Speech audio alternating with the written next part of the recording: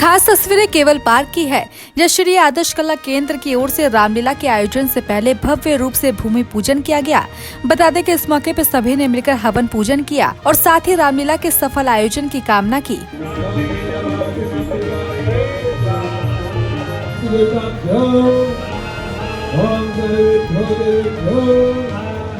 भूमि पूजन के इस मौके पर आदर्श नगर क्षेत्र की कई सामाजिक और राजनीतिक हस्तियां इस कार्यक्रम का हिस्सा बनने पहुंची, जहां संस्था के लोगों ने सभी अतिथियों का स्वागत किया।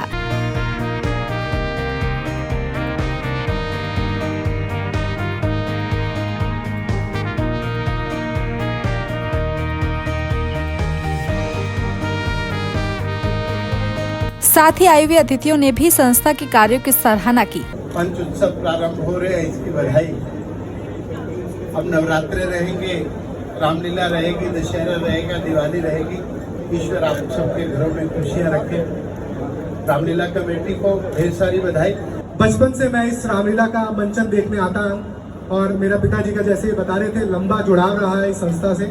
और अभी गुरमीत भाई भी बता रहे थे कि इस संस्था की पहचान सिर्फ केवल पार्क तक सीमित नहीं है, बल्कि दिल्ली के पटल पर इस रामलीला के मंचन की हमेशा तारीफ होती है। और पिछले कुछ वर्षों में जिस तरीके से आदरणीय विनोद तायल जी और इनकी पूरी टीम ने व्यवस्था को संभाला है और सुचारू रूप से चलाया है, उसकी जितनी तारीफ की जाए वो कम है।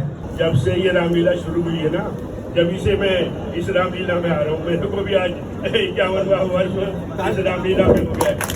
क्योंकि जब सज्जन कुमार जी ने शुरुआत करी थी, जब से पहले मुझे ही बुलाया था। तो मैं तो यही कहना चाहूँगा कि आदर्श कला केंद्र को 51वीं रामलीला कर रहे हैं, ये अपने आप में बहुत बड़ी बात है। जब पहली बार सज्जन पाल गर्ग जी ने रामलीला करी थी तो हम तो उस समय से उनके साथ जुड़े हुए हैं। बहुत बहुत बधाई देती हूँ, क्योंकि जिस तरह से 51वां साल इनका चला है और जब से सज्जन पाल गर्ग जी ने इसको शुरू किया और तब से लेकर आज तक ये रामलीला सुचारू रूप से चल रही है और इसका मंचन बहुत ही सुंदर होता है। पूरी दिल्ली में ये दूसरे नंबर पे इस रामलीला को जो रखा था, इसलिए एक बार जोरदार जो ये ताली इस बार जो रखे। लगातार इस क्षेत्र के अंदर ही नहीं, पूरी दिल्ली के अंदर जो भव्य रामलीला होती है, उन रामलीलाओं के मंचन में आदर्श कला केंद्र का नाम आता है। और इस रामलीला के माध्यम से पूरी दिल्ली के अंदर प्रभु श्री राम के मंचन को भव्य रूप से दिखाया जाता है। मैं तो पिछले 4-5 साल से देख रहा हूँ, इलाके की आसपास की जितनी रामलीलाएं होती हैं, सबसे बढ़िया रामलीला केवल पार्क की होती है। बता दें कि श्री आदर्श कला केंद्र अपने 50 साल के बेहतरीन सफर को पूरा कर 91वें वर्ष में प्रवेश कर चुकी है। इस मौके पर संस्था ने श्री राम जी का ध्वजारोहण कर भूमि पूजन के कार्यक्रम का समापन किया। वही संस्था के लोगों ने रामलीला की तैयारियों के बारे में जानकारी दी।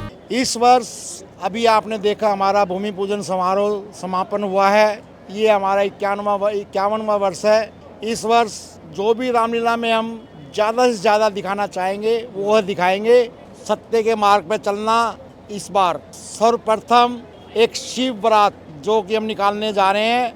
अंत में 13 तारीख को जो हमने पिछले साल डांडिया की नाइट की थी, छोटे रूम में की थी, जैसा हमसे बन पाया वैसे किया। इस क्षेत्र में पहला प्रोग्राम था, जैसा भी हमने किया वो किया, उसमें हम सफल हुए।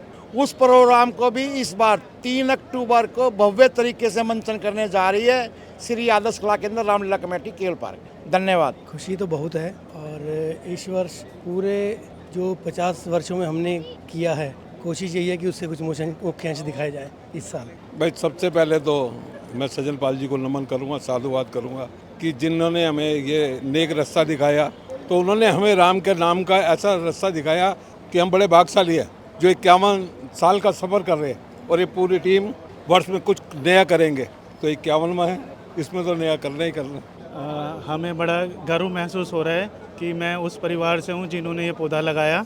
और विनोद तायल जी का और पूरी टीम का इनका बहुत बहुत धन्यवाद करते हैं कि उन्होंने उसको पौधे को आगे बहुत ही बढ़िया तरीके से आगे संभाल रहे हैं। जय जय श्री राम। श्री आदर्श कला केंद्र के सभी सदस्य पदाधिकारीगण बड़ी लगन से काम कर रहे हैं, जैसे पहले करते आए थे वैसे अब कर रहे हैं। और हमारे 50 साल पूरे हो चुके हैं। अब 91वीं रामलीला में हम प्रवेश करने जा रहे हैं।